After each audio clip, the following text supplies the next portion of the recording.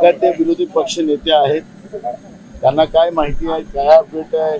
विरोधी पक्ष नेता म्हणून त्यांच्याजवळ अनेक माहिती असतात. माझ्याजवळ अशी कुठली माहिती नाही. त्यांना विचारून काय माहिती असेल तर त्यावेळेस मी आपल्याशी बोलतो. महिलांना सत्तेमधली भागीदारी आम्ही दिली, ज्या ज्या संविधानिक बदल केले या देशाच्या जनतेच्या हिताचे केलेले आहे. पण तुम्ही संविधानच बंद करायला निघालेला आहात, याचं उत्तर द्या. आम्ही केले ना, संविधानामध्ये बाबासाहेब आंबेडकरांनी सांगितलंच आहे की त्या त्या परिस्थितीच्या आधारावर निर्णय घेतले गेले पाहिजे. घेतले तो एक उदाहरण तुम्हाला सांगितलं. त्यानंतर मी घटना दुरुस्ती राजीव गांधी केली, कायद्याचे निश्चय त्याचं उत्तर त्यांनी द्यावं. महिलांना आम्ही बरोबरीचे अधिकार दिले, ते महिलांना त्यांचा कुठला अधिकारच नाही.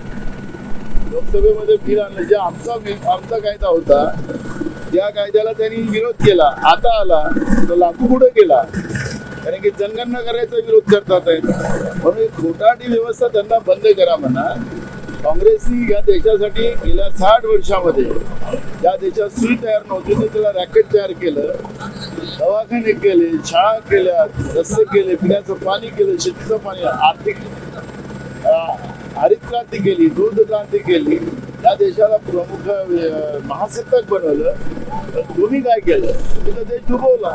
त्यामुळे आता कुठलंही काही चालणार नाही. शरद पवार यांनी आज अचानक जरांगे पाटील यांची भेट घेतलेली आहे. काय वाटतं की बारामती कुठेतरी अजित पवारांचं पारडं खाली पडतंय म्हणून शरद पवार यांनी जरांगे पाटील यांची भेट घेतली? मला त्या विषयावर काहीच बोलायचं नाही.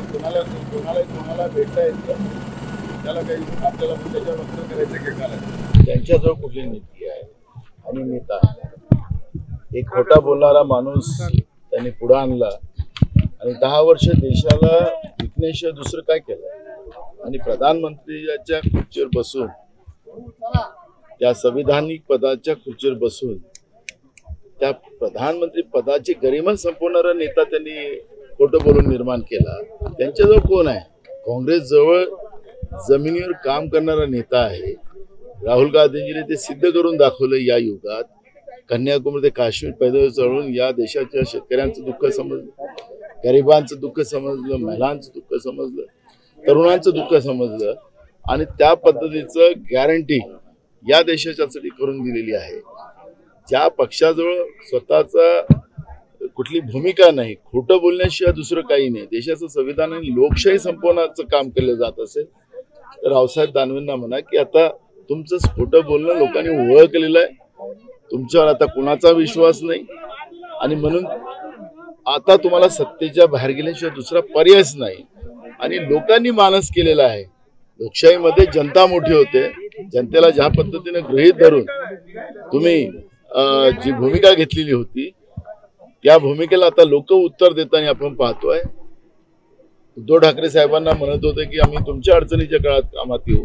खरं तर या राज्यातला शेतकरी ज्या पद्धतीने अडचणीत आलेला आहे, रोज आत्महत्या करतायत, त्यांच्याबद्दल एक शब्द पण बोलायला नरेंद्र मोदीला वेळ नाही.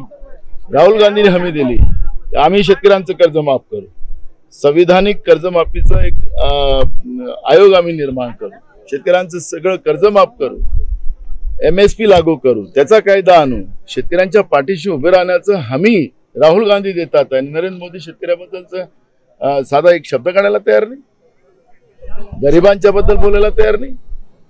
ही जी परिस्थिती आहे त्याच्यामुळे रावसाहेब दानवेंना आता ही कहाणी बंद करा म्हणा. तुम्ही 10 वर्षात काय केले हे देशाच्या जनतेला सांगा. किती देश विकला आणि आता संविधान तुम्ही जे संपवायला निघाले त्या पद्धतीची भूमिका मांडा, त्याच्यावर चर्चा करा.